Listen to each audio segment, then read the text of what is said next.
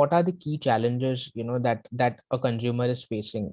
See, the key challenge will be mostly around charging infrastructure. The batteries have to be, standardized. The bank should come up with more interesting option for consumers to buy EV.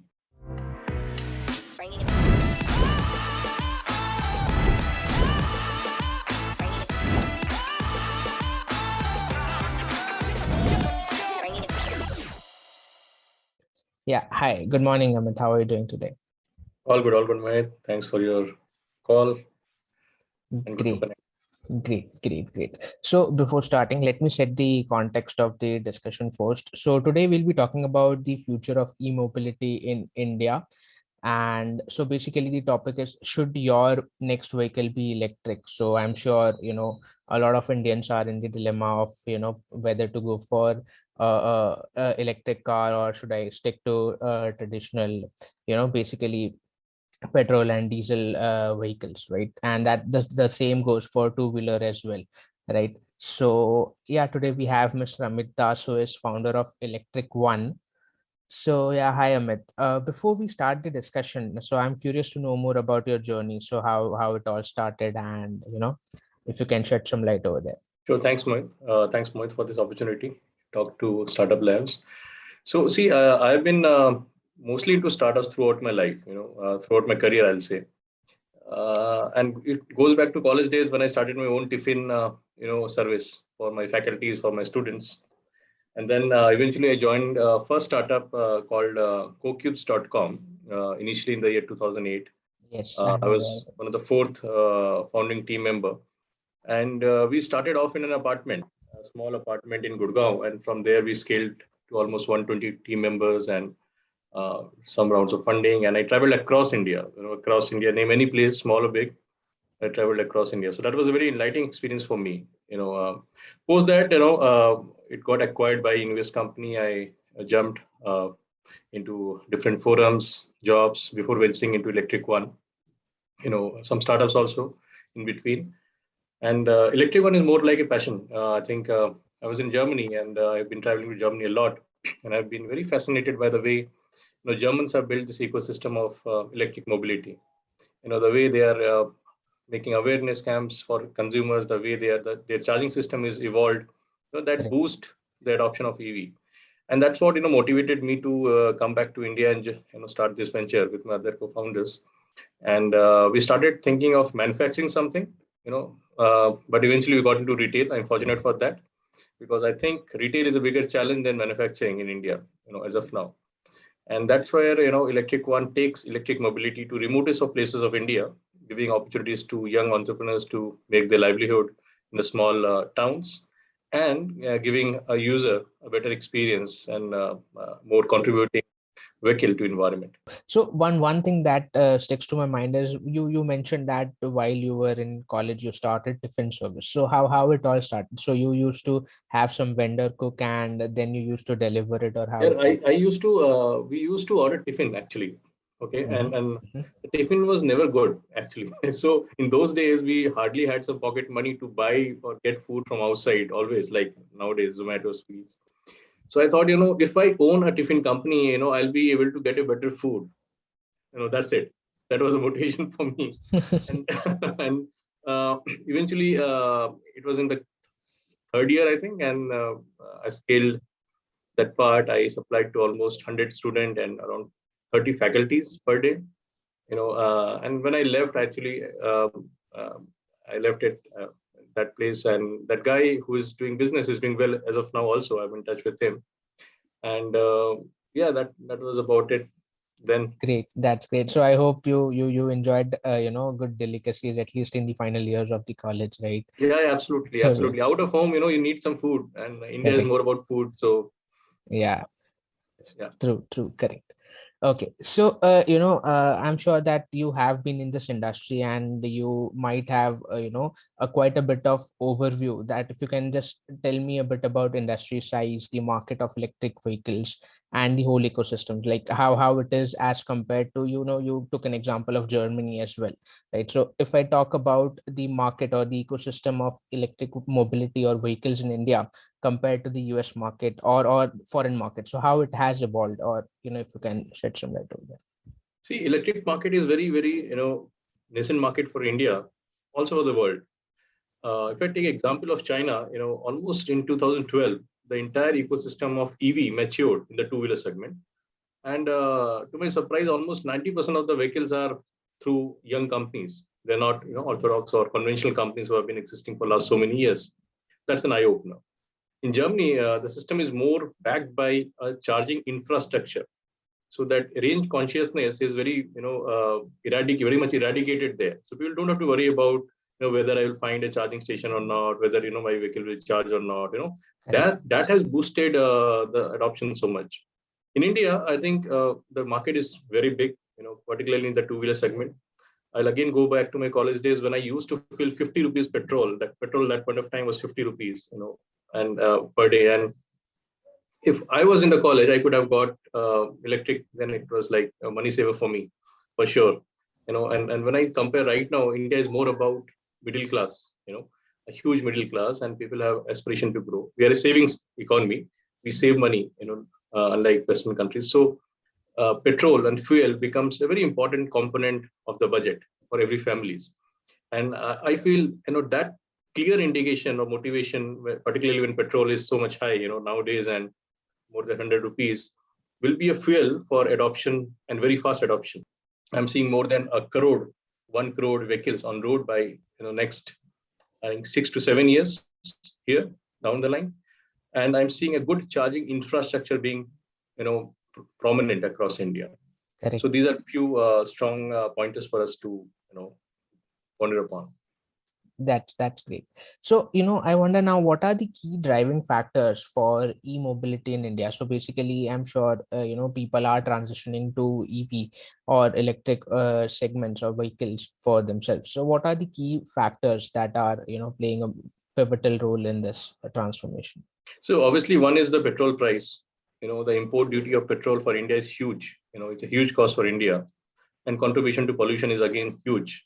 So I think petrol and fuel is definitely a past, and it has to be converted to more cleaner, energy sources, and electric is one of them, and strongly one of them. So that is the first part. The second part is, I think, more about convenience. How people do not have to go to petrol pump to fill up the petrol. Like earlier, if you see, people used to say, "Yeah, petrol khatam ho gaya, need to go to petrol pumps." Generally, in smaller towns, the petrol pumps are far. Maybe for us it's small, 5 kilometers. For them it's far. So that you are actually having your own petrol pump in your house, so you can charge your batteries in your houses. That is very convenient for them. And obviously, this vehicle is avoid of engine, so there's no engine as such. So the maintenance cost for the vehicle also goes very low. So in the entire life cycle, you don't have to worry about engine cost, which is a major cost in the servicing and parts. So the running cost of the vehicle is also less. So these are, I think, the major parameter for adoption, fast adoption of EV. Great. So now, I'm sure there might be certain challenges that you might be facing while you are in the market and you are trying to reach out to consumers, and probably, so what are the key challenges, that a consumer is facing in the market? See, the key challenge will be mostly around charging infrastructure. How evolved the charging infrastructure is all about, and how much impetus our government is giving on this, because range anxiety is there. Whenever we are selling EVs, people say how much kilometer it will run. That's the first question, nothing else. And the second question is, how will I charge? So these are the two prominent questions. So I think these two are the major challenges. Obviously, I think Indian government is supporting a lot in terms of subsidies, which is very important for picking up the adoption of EV, which is very good.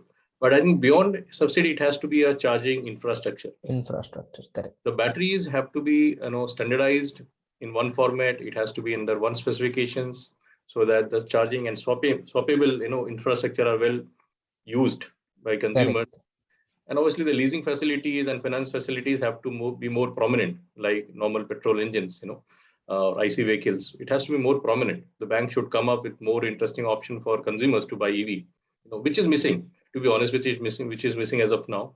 So I think these are few challenges for India to overcome, and I'm very fortunate. I'm very happy and fortunate that I'm in the space and contributing something on the same lines. Correct. That's truly inspiring. And when you talk about range anxiety, I could instantly correlate it with our mobile phones, right? So when battery probably goes down from 50 or from 40, right? So then the anxiety is there. कि, okay, यार charger nahi hai if I'm out somewhere, right? So that is there, and I'm sure infrastructure once it is developed, that will be there. The adoption will come gradually, right? So now again, you might have seen COVID has sent a shockwave throughout the mobility ecosystem. So whether it be India or across the world. So what was the impact on the EV segment, to be specific?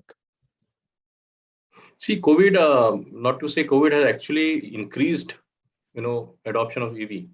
Okay. People nowadays are looking forward to personal mobility, more than public mobilities, to avoid, traffic and to be safe. Even the smaller families say, scooter le lo, you don't have to go by autos. So I think this personal mobility part has caught up, in the last, I think, last 2 years, and this will again increase a lot because I feel people are used to driving scooters. In cities they drive, go through public mediums, and again due to COVID they have to go back to their own natural mode of driving. So scooters are, for sure, going to increase on the roads. So, now I wonder, there are a lot of players out there in the market. Now, what is the solution that you're offering to this, and how is it different from, the other probably players out there in the market? Yeah, see, ROI, return on investment, for any investor, be it partner, be it investor investing in the electric company, is very important. In India, the traditional businesses are built on profitability. In the last 10 years, we have seen such a humongous amount of funding coming up in the picture, so that iota of profitability has somehow gone out of the picture. It's more about scale, more about revenues and top line, and valuations and stuff. Last 10 years. Obviously, this journey will get more mature for all the startups like us, and even for more players coming up in the future, to evolve into a profitable mode. By profitability, I mean that anybody who's investing, let's say with ElectricOne, in the space, a dealer or a dealer partner in his own city, he's investing 50 lakh rupees, let's say, for example, he has to be profitable at the end of the day. And we as a company, because we are into multi-brand, the idea of multi-brand is all about ROI. And people in India have curiosity index. They keep on hopping, shops and shops and shops, and workshops, and they keep on hopping, seeing more vehicles on site, online. So this curiosity index will be very much absorbed by ElectricOne showrooms, having multiple foray of electric scooters. So they don't have to go to multiple shops. They can go to one standardized showroom of ElectricOne, well-trained guys to help them understand what is the difference between the battery capacities, the range, the speed of the vehicles, how to maintain the vehicles, different brands. These all awareness will help him understand and make the right choice, basically. And this right choice leads to right number of sales per month, which is a critical number of sales in India, because EV is growing, it's not grown. So people have to be profitable end of the day. So for us, it's more about bringing confidence in the market, not only for a dealer, but also for the companies, that their products are well penetrated in the market. They are selling in places where they have not gone so far. And for a consumer, ElectricOne brings a big platform, so that they know if they go there, they will get at least some insight of what they want. I'm not saying that we have all the brands of the world, but yes, we have almost all the prominent brands with us as of now, and more coming up. So for a consumer, it's a one-stop shop if I want to, Yeah. purchase or look at all my different options, rather from going from one showroom to the other. And again, there might be a possibility that at their location all the showrooms are not available, so he or she cannot evaluate all the options that are out there in the market. So that's where ElectricOne comes into the picture. Absolutely. Absolutely. See, if you have to buy TV right now, I will go to maybe Vijay Sales or Chroma. And before buying TV, I may go once to just check out what are the products in the market. Correct. Because I have less time, let's say, and people have less time nowadays. The world is getting more challenging and more consuming. So people tend to prefer spending less time on these things. So I think it's more about time saving for them also, and getting all the things in one stop, one Correct. stop. Correct. That's true. Right. So, what are the key benefits? I wonder if I shift to an electric vehicle, apart from obviously the cost is there and environment saving is there, what are the other key benefits that, I might experience while I have an EV? Yeah, see, it's less pollute. I think it's zero polluting, number one. So you're contributing to environment. It's very much important. Go and see hospitals, and you'll find so many people suffering from respiratory diseases as of now, and it's alarming. We cannot shy away from that. We're living in Delhi NCR and other places of India with more than 200 units of polluting air every time. So it's very much alarming for us. So at least it's a better way to contribute to environment more than anything else. And believe me, this feeling of contribution to environment has picked up a lot amongst youth. You know, they are very much keen towards EVs as of now. The second important point is the noise pollution.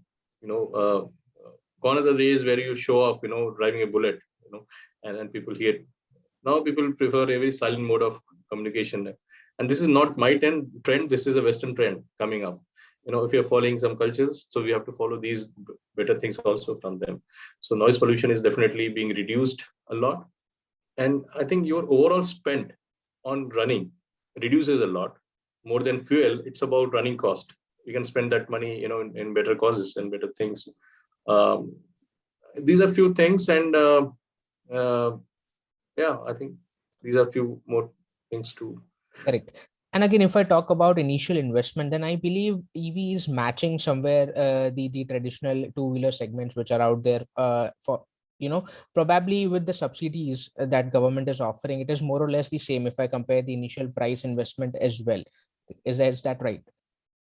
Yeah, subsidies are of various nature. One is a central subsidy, which is being provided to all the bikes which have been approved by central authorities, high-speed vehicles, which makes a product cost almost 10 to 20, 30,000 rupees in some cases, lesser. Then there is state subsidy, which has come up for students, for senior citizens, for army personals, for even common people. There are state subsidies which have come up. So overall, if you compare neck to neck with a petrol engine, your cost of acquisition also reduces a lot. I'm talking about the mass market.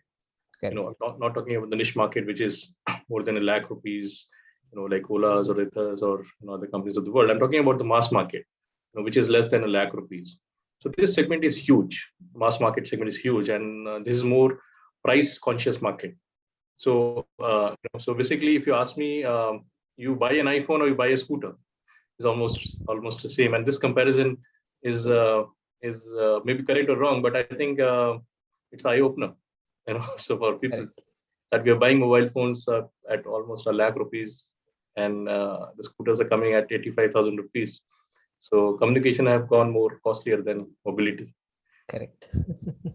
Yeah, so that's quite a interesting comparison out there. So basically now again, see, the EV batteries are the major component in any electric vehicle, right? So I wonder, can they be recycled, or what is the environmental impact of EV battery basically, in not in terms of running of the vehicle, but in terms of producing it. Yeah, so EV batteries, I think in the next few years will be mostly, I think, produced in India. We are just struggling with the sourcing of lithium cells. I think Right. China has most of the cells, but I think other major technologies are coming up, like sodium is coming up, solid state batteries are coming up. So I'm very hopeful that big players like Adani's and Reliance and maybe Panasonic and Sony's of the world come up, and produce batteries in India. If they produce batteries in India, the per kilowatt cost as of now is close to 120 rupees, per kilowatt, dollars per kilowatt. So this will, I think, get lowered a bit, and the overall cost of batteries should be at least 25 to 30% lesser, cheaper in the next few years. So that means the vehicle cost will be more cheaper, more better for a consumer. So I think cell manufacturing is going to be a major transformation for India, and people are working towards that, and that is a very healthy sign for EV Correct. scooters or four wheelers in India. So now, typically, what is the time span of a battery? right? If I talk about EV vehicles, two-wheelers. See, battery span is basically battery span or time cycle is basically proportional to number of times the battery can be charged. So Okay. generally, lithium batteries are can be charged up to 1200 cycles. So you can charge up to 1200 times. So it goes up to 3 years max. The overall usability of the battery in terms of lithium. Okay. There are newer technologies of batteries, which are basically like LFP batteries of lithium and other, pouch-based batteries which have come up. So they can go up to 2500 life cycle. So the overall usability of the battery goes up to 5 years. Correct. Again, this number of years of operation of battery is directly proportional to cost. And this balance at certain point of time, will be very, very important for companies to ponder upon and bring that cost to an optimum level. So that as a user, I know that I don't have to replace my battery after 3 years, but after 5 years. Correct. And that will save lots of money for me. And again, it is important that after 5 years, after 4 years, how much reusable that scooter is all about. Whether I can sell my scooter or not. The scooter Correct. has to be working after 3 or 4 years. So it's very important for spare manufacturers or parts also to support the ecosystem, not only the manufacturers but ecosystem Correct. to be flushed with electric parts. Then the confidence builds up that I'll use this vehicle for 3 years and then I can sell it at a certain cost with replacement of batteries only. So these all parameters affect a lot. I'll just give an example. If let's say a petrol engine stops working on the road, you know that there's a mechanic maybe 5 minutes ahead of you, and he will solve something so that it gets to a driving condition. With EVs, it's not the case. If it stops, then you have to be it has to be towed. So these small fragments of usability, market support, spare support, somewhere, and reusability, leasing facilities will overall help this ecosystem grow. Correct. Multiple factors. It's growing. It's on the positive side for sure. Correct. Correct. So now again, so can these batteries be recycled once, let's say, for example, a battery's time span is 3 to 5 years, right? What happens after that? So can that battery be recycled again and can be reused in the system? Yeah. See, recycling is a very, very big topic, very important topic for us also across the globe. And cycle. I think norms are getting more stricter. So I think many governments have pushed, even the manufacturers to take responsibility of recycling their own products. So this is catching up. I think next few years we are also on the same line to catch up with the global trends. Now the battery recyclability totally depends on the cell health. If the batteries are made of cells, small cells or cylindrical cells or prismatic cells, let's say, how much health is left, how much I'll say energy is left in that particular battery. And then I can then club with newer cells on a recycling plant, and I can make it more usable for Correct. maybe not mobility operation, but for different operations. It Yeah. can be for more static operations. So so these kind of small transformation from mobility energy to a different static mode of energies, will increase the life cycle of the batteries, and also ensure that once we recycle it completely, it do not harm environment. Correct. Correct.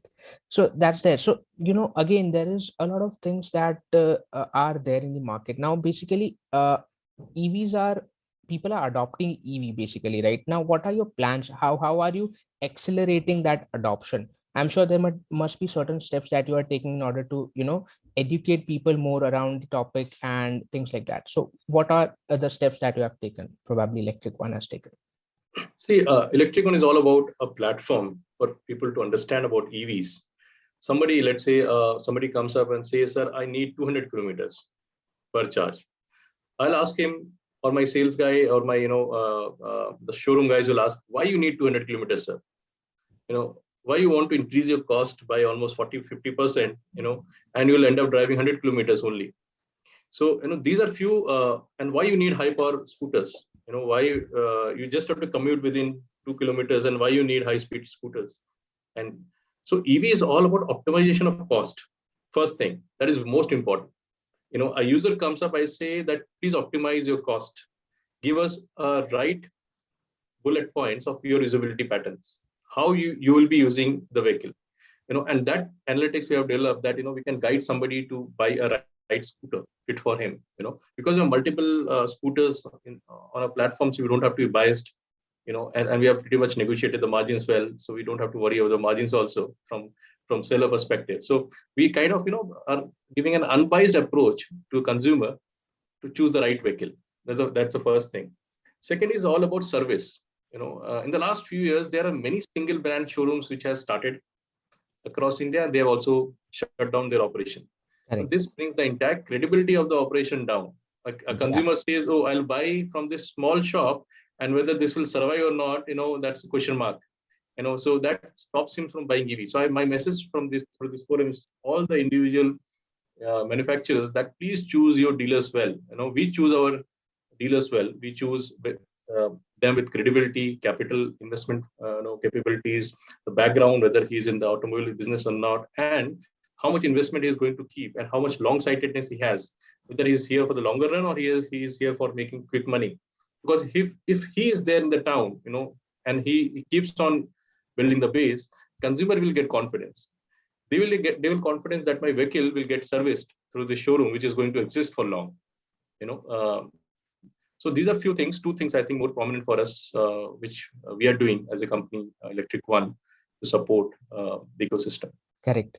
Correct. That's true. So now you mentioned that you have a network of dealers. So how does it happen? As a dealer, if I need to register, so I have to come up to your website and I can show my interest. So how does it go? Or you have a dedicated sales team across India who reaches out to dealers and probably then cracks the deal? No, we don't have a dedicated sales team. We focus on our operations and we focus on other aspects. Somehow people know about us now, ElectricOne, and with small marketing campaigns here and there and our good work, they come to know about us. They apply on ElectricOne website. They have to go to ElectricOne website. They apply for dealership with all the details filled. Accordingly, our internal team, dealer development team, will get in touch with them. Our vendors who develop the showrooms go to the sites to see the site worthiness, and then they have to come to office to submit their plan, the business plans and stuff, and accordingly we take a call. So Correct. that's how the process is all about. Interesting. Correct. So now one more thing is there, that with rising demand, there's a shortage of semiconductor chips globally, right? And I believe it plays a vital role in the whole manufacturing of the electronic vehicle, right? So what are the steps that are being taken by you as a firm to eradicate or overcome this challenge? See, the best thing we have done is to bring multiple companies on one forum. So I'm assuming that a collective strength of my forum is much stronger than any individual company, and that brings in confidence to consumers also, to dealers also, that in any case, let's say a company is slogging with sourcing, at least my other companies are working. Second is the cross-functional knowledge support. So my many of our companies interact within, and we also enable if somebody comes up with the right battery technology, right sourcing, we'll keep on passing those leads, important things, to our partner companies also. Correct. So this idea of working as a team is very important, to eradicate and forecast correctly. So we are able to forecast things better. Yeah, you're right that that semiconductor shortage is a major concern for the world, and that's something I think with collaboration, effective collaboration, and on a larger scale. If EV has to be built, we have to build giga factories for batteries. We have to build mega factories for chips, and these all are actually supporting infrastructure. So fortunately, India is the largest producer and exporter of two-wheelers, normal two-wheelers in the world. So we have all the capabilities for this. Correct. Now, if you have to build this similar capacity in the electric two-wheeler segment, I appeal to Government of India to focus on the infrastructure, and make us more independent of imports, and local sourceability is important. Something like SEZ should work here. Correct. Why a small manufacturer, who is trying to build something? I'm very happy for seeing so many manufacturers coming up. No harm, but they should not be slogging with the semiconductor sourcing and all. These all sourcing things should be managed well centrally, and state-wise, and through public-private partnerships, so that any manufacturer can focus on his core strength, than Correct. focusing on the sourcing part. Correct. That's true. Yeah, this is my perspective. Yeah, again, I'm sure that there are certain forums where I even read about that. Basically, a lot of private players are coming up together to set up a hub for semiconductors in India, and government is, I believe, taking some initiatives over there. So I believe 2-3 years down the line we should see some positive news out there as well. So one last question that I have, so you have been in this market since past few years, I believe, right? So how has the market evolved? I'm sure there must be tremendous changes in the market, and the way it has evolved. So if you can, talk about that. Yeah, so market has evolved a lot. So I think when initially EVs, electric two-wheeler started, there were only prominent two players in the market. Now there are hundreds of players. That shows that market has grown. Market has grown more regional than a national parameter. And I think market has evolved from quality consciousness part, also. So people now need good quality vehicles. Lead acid has been a history. They are adopting lithium batteries. They know what to buy. So it's getting more quality conscious market in India. So market has evolved and people are very clear about what they want in terms of ranges and all. If you ask the right questions. So and even I was surprised to see in small cities, tier 4, tier 3 cities where people know about electric scooters. They know the benefits of electric scooter. So market is all warmed up. It's all about us to take up this opportunity to bring the, right products and give to them. I think market is well educated, and I think government should also help manufacturers and companies like us, with the right financial and leasing facilities, so that the entire affordability of scooters and batteries becomes more easy for a consumer, for an end consumer. Correct, correct. That's true. So yeah, that's all I wanted to discuss. It has been lovely discussion with you. I personally got to know a lot of new things about this segment and this industry as well. So it was a pleasure to have you at this platform, Amit. Thanks, Mohit. I'm very sure you'll be, curating your own encyclopedia very soon with so much interviews you Yeah. take every day. I'm looking forward to that. And Yeah. it was good to collaborate with you and team. And all the best. Thank you so much. Thanks a lot. Thank you. Thank you.